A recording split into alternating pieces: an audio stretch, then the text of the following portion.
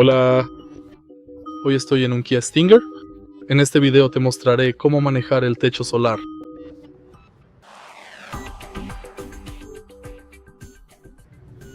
Para empezar, echemos un vistazo por encima de tu cabeza. Justo aquí tenemos este panel. Para abrir el techo solar, empuja este botón hacia atrás.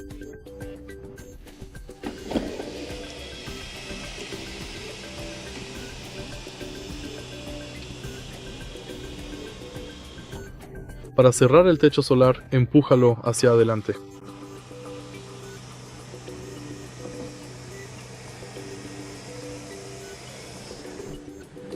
Además, manténlo presionado para cerrar la cortina del techo solar.